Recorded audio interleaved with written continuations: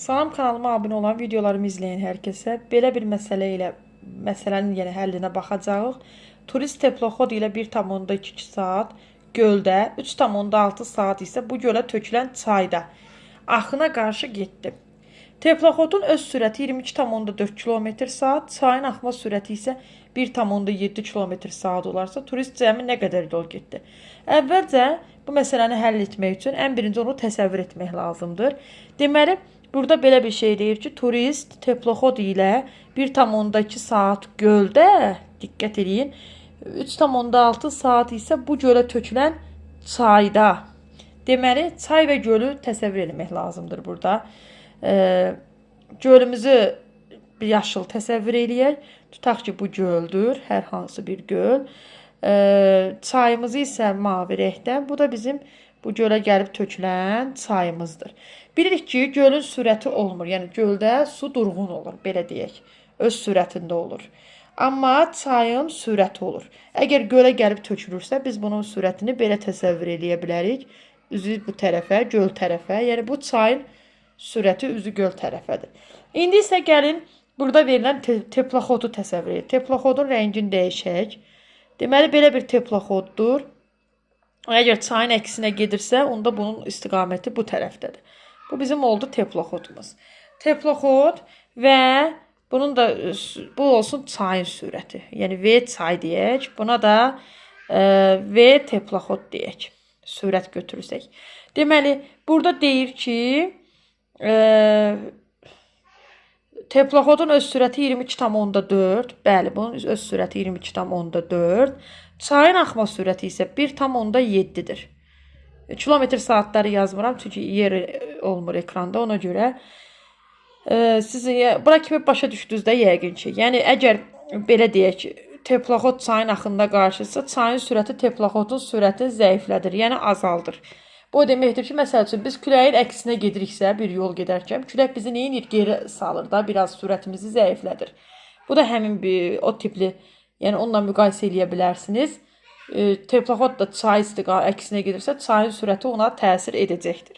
Göldə öz sürəti ilə gedəcək, amma çaya keçərkən teploxod, çayın sürəti onun sürətini azaldacaq. Onda məsələmizin həlli bu cür qurulacaq. Deməli, məsələmizin həlli bu cür qurulacaq. Yəni ki, məsələmizin həlli belə olacaq. V teploxod çıxılsın V çay. Ümumi, elə ki, cəmi nə qədər yol gedir deyəndə. Bu, çayda gedilən yoldur. Yəni, belə eləyək ki, gəlin qarışdırmayaq. Əvvəl göldə olub da. Siz qarışdıra bilərsiniz. Ona görə də birinci göldə olduğu sürəti, yolu tapırıq. Yəni, buradayı S-i tapırıq. Göldə olarkən və S çayda olarkən bunları ayrılıqda tapıb cəmləyəcək bu iki dənə.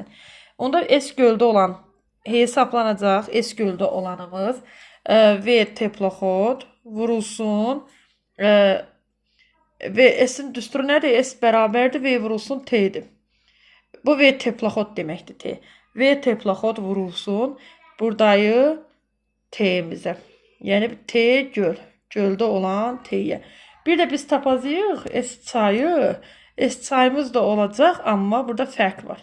V teploxod, yəni teploxodun sürətin çayın sürəti zəiflədib. Vurulsun T çay. Biz tapmalıyıq bu iki dənəsi, sonra bunları cəmləməliyik.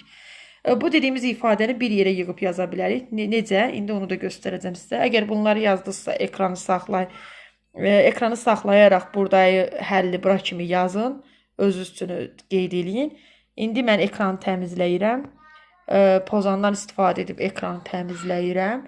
Burada yəqin ki, bunların hamısını siz başa düşdünüz bura kimi. İndi mən o düsturları bir yerə yığacağım. Necə yazacağam? Bunu da baxacağıq. Deməli, rəngi fərqi yoxdur əslində rəng götürməyə. Götürək bu rəngi.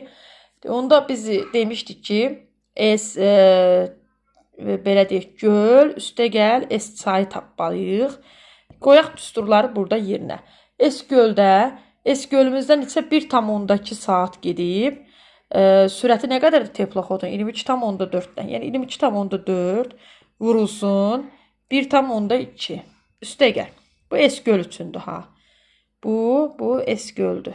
Yəni heç nəyə bunları qarışdırmayın. Bu S göldür. Sonra tapacağıq belə deyək. o birində necə idi düstur? Deməli, teploxodun sürətindən çıxmalıydıq çayın sürətinə. 22,4 çıxsın 1,7 vurulsun 3,6 saat. Baxın orada 3,6 saat girib. Deməli bu da nədir? Bu da bizim S çayımızdır. Yəni bunları ayrı-ayrı başa düşdünüzsə indi hesablamamıza keçək. Hesablamamız olacaq. 22,4'ü 1,2'ye vurmağı yəqin ki vurub özünüz baxa bilərsiniz.